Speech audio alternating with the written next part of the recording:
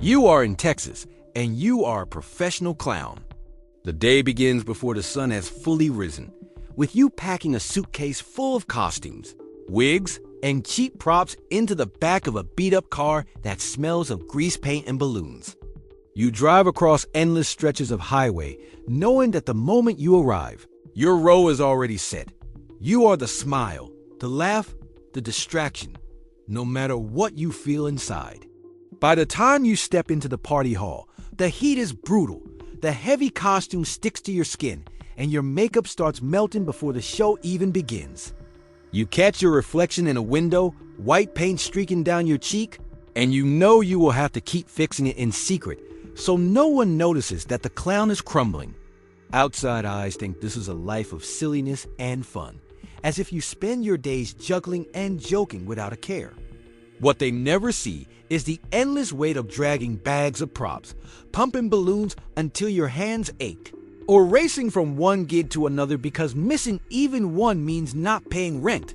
They do not see the sweat dripping inside your oversized mask, or the bruises on your shoulders from carrying equipment into cramped apartments, loud schools, and even hospital wards. They think of clowns as joy embodied, a human cartoon with boundless energy. But when you are the clown, joy becomes labor. Every exaggerated gesture hides exhaustion. Every big red smile conceals a tightening jaw. You cannot stop performing for even a second, because the moment the mask slips, the illusion is shattered and the job could be gone. Sometimes the setting is an outdoor park where the wind blows your props into the dirt. Sometimes it is a hospital room where a child too weak to laugh stares at you with blank eyes. And sometimes it is even a funeral where you are expected to make mourners smile through tears. Wherever you go, you are forced to wear the same face, the same mood, the same lie.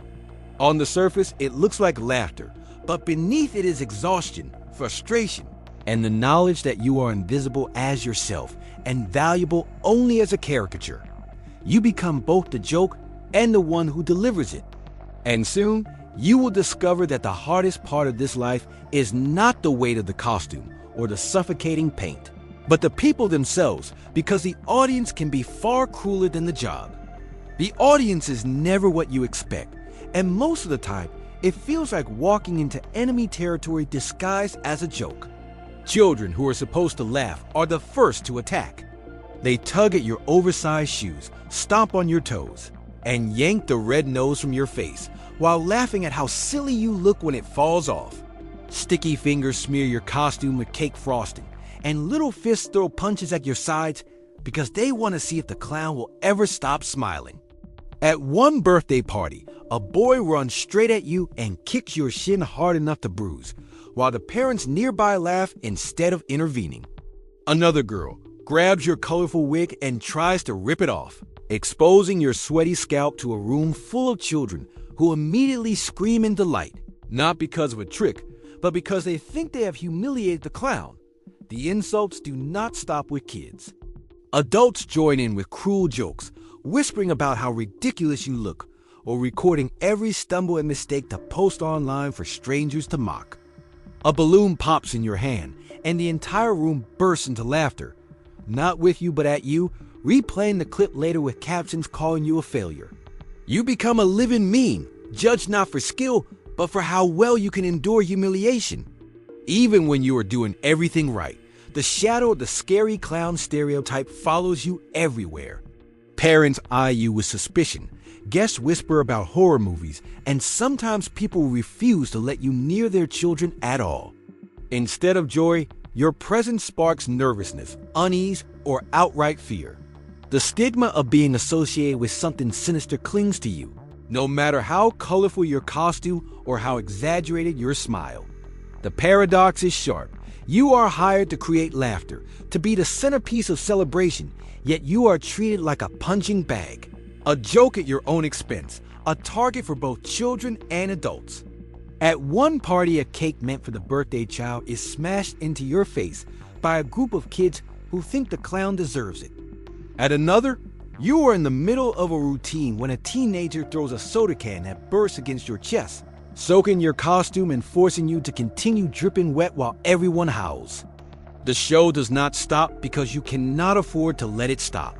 Every time you step into a crowd, you brace for impact, waiting to see whether you will be mocked, shoved, or ignored entirely. And the cruelest truth is that none of this is considered abnormal. For many, humiliating the clown is part of the fun. Money is supposed to be the reason you endure all of this, yet being a clown hardly pays enough to survive. You work as an independent contractor with no benefits, no health insurance, no retirement, and no guarantee that next weekend will bring another job. Most families want the cheapest option, so they negotiate until the price is barely enough to cover your expenses. An average children's party in the United States might pay between $100 and $150 for 2 hours of performance. But by the time you subtract gas for driving across town, the cost of props and balloons, repairs on costumes, and the hours spent preparing, what is left barely matches the wage of a cashier at a fast food chain. In Brazil, the numbers are even more brutal. Many clowns earn the equivalent of $15 to $20 for an event, a rate that often sinks below the legal minimum wage when calculated hourly. Because of this, you are forced to accept as many gigs as possible, sometimes 2 or 3 in the same day. That means driving long distances with makeup half melted, rushing into a public restroom to reapply it under flickering lights, changing into a damp costume that never has time to dry, and then sprinting into the next venue as if you were fresh and ready to laugh. The cycle repeats again and again, leaving no time for rest. What little money you make is swallowed up by endless expenses. Wigs wear out quickly and must be replaced.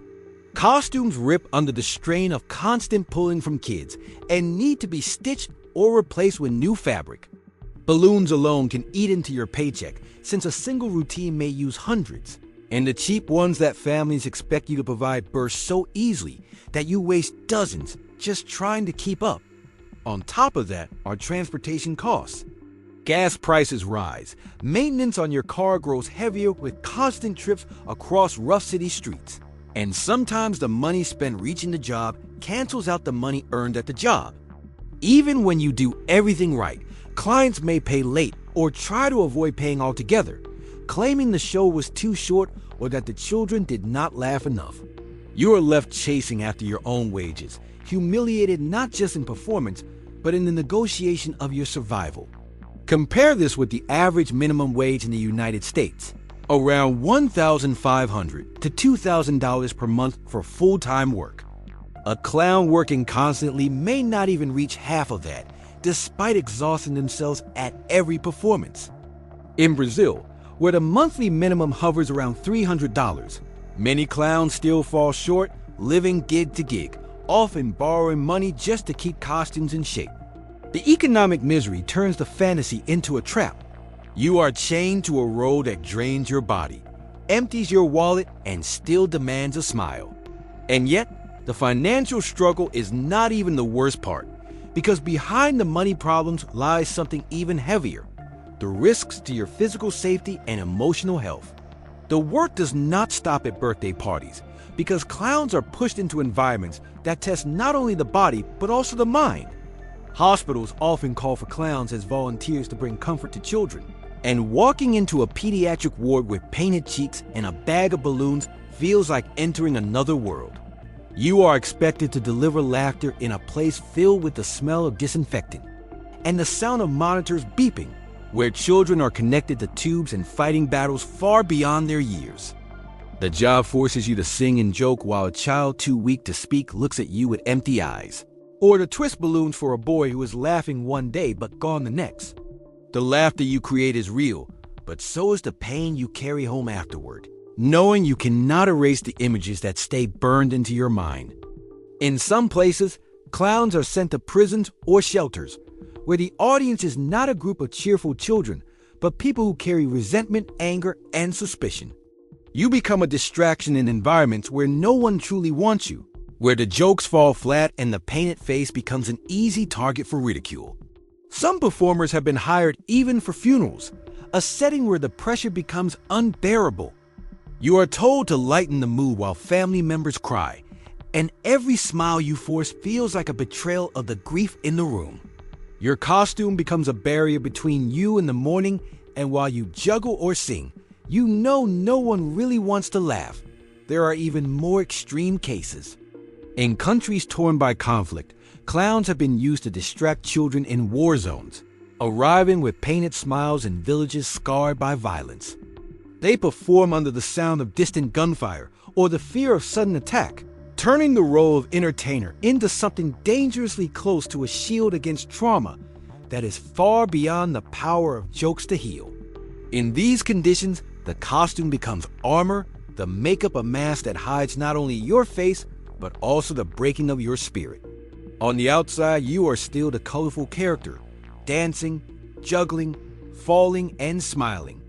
But inside your chest, there is a weight that grows heavier every time you leave one of these places. This is the cruelest part of the work, the contradiction that defines it. You are ordered to project joy in the darkest of circumstances, to laugh when you want to cry, to carry others when you can barely carry yourself. Over time, the separation between the painted smile and the real face begins to blur, leaving you hollow. The exhaustion is not just physical from long hours in heavy costumes, but psychological, from holding up a world of color in places filled with suffering. And as the weight builds, you learn that this job does not only take away your energy and money, it consumes your very ability to feel joy outside the makeup. The misery of clown work is not only about low pay and humiliation, because there are documented cases where the job has destroyed lives or even ended them. In 2004, Matthew Reed, a British performer better known as Matty the Clown, collapsed and died in the middle of a show at a school in Kent. He was in full costume, entertaining children when his body gave out. Dozens of students watched in horror as the clown who had just been making them laugh fell to the ground and never got up again. The children were traumatized, the school staff scrambled, and the tragedy revealed how physically punishing the role can be when you are expected to keep smiling no matter what is happening to your health. 5 years later, in 2009, clowns in Mexico City organized protests after years of exploitation. Street performers who worked at intersections juggling and joking to earn coins were making less than $3 per show, often chased away by police or attacked by gangs who saw them as easy targets. Many of them lived in deep poverty, sleeping in cheap hostels or even on the streets, wearing the same worn-out costumes day after day. The protests drew attention to their plight, with hundreds of clowns marching in full makeup demanding dignity. But the coverage also turned them into a spectacle, reinforcing the very image they wanted to escape. In 2016, the so-called clown panic swept across the United States, when people dressed in clown costumes were reported lurking near schools and neighborhoods to frighten residents. The news stories spread like wildfire, and suddenly every clown became a suspect. Professional performers lost jobs overnight as parents canceled parties, fearing for their children's safety. Some were physically assaulted on the streets simply for wearing their costumes, targeted by panicked citizens who associated them with danger. The damage to the profession was massive, turning what was once seen as a lighthearted entertainer into a symbol of fear. Then in 2018, reports emerged from São Paulo, Brazil, where clowns working in hospitals as part of volunteer programs faced aggression from frustrated family members. In wards where grief and stress dominate the atmosphere, some parents and relatives considered the clown's jokes disrespectful. Performers described being shoved, insulted, and even threatened while trying to cheer up sick children. What was meant to bring relief instead put the clowns in danger, forcing them to continue smiling while fearing for their own safety. These are not isolated incidents. They show how vulnerable clowns are to forces far outside their control, whether it is their own collapsing health, systemic poverty, mass hysteria, or the emotional volatility of audiences in pain. The risk is not just about embarrassment or exhaustion, but about real harm, both physical and psychological. Each of these stories reveals that the painted smile is not protection but a target, and the consequences of wearing it can be devastating. The job does not only cost you energy or income, it can cost your life, your reputation, and your safety in a world that often sees you as something less than human. The weight of the mask is heavier than any costume you put on. Because being a clown means living as a permanent contradiction. You are the joke, and the one who delivers it, the bright distraction painted over exhaustion and despair. Every show forces you into layers of suffocating fabric that trap heat against your body until sweat runs down your back, mixing with paint that stings your eyes and cracks your lips. You step into rooms where you are paid almost nothing, where children tug at your clothes and hit you for fun, where parents laugh at your humiliation, where strangers record you to share online as a punchline. And through it all, you must keep smiling, because your smile is not your own. It belongs to the mask. It belongs to the illusion.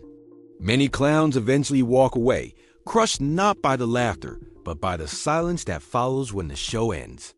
They leave with debts, broken costumes, and a hollow chest that once carried laughter, but now holds nothing but fatigue. Some fight depression, their minds unable to recover from years of forcing joy while swallowing humiliation. Others remain trapped because the job defines them, because they do not know what else they can be besides the character with painted cheeks and exaggerated expressions. They cling to the mask even as it suffocates them, afraid of what is left when it comes off. For the audience, a clown is a symbol of fun, a burst of color, a temporary escape. But for the one behind the makeup, it is a prison that demands constant cheer while offering only pain in return. The paradox is sharp and cruel. You are expected to embody happiness while living in misery, to represent laughter while knowing that your own has run dry. The life of a clown is not only a performance, it is a test of endurance, an act of survival against the ridicule, poverty, and danger that stalk you in every show. And when the laughter fades, the truth remains. Being a clown proves that even joy can be weaponized, and that sometimes the smile everyone loves is the heaviest burden to carry. The mask that hides your suffering also traps you inside it. And in the end, the lesson is clear.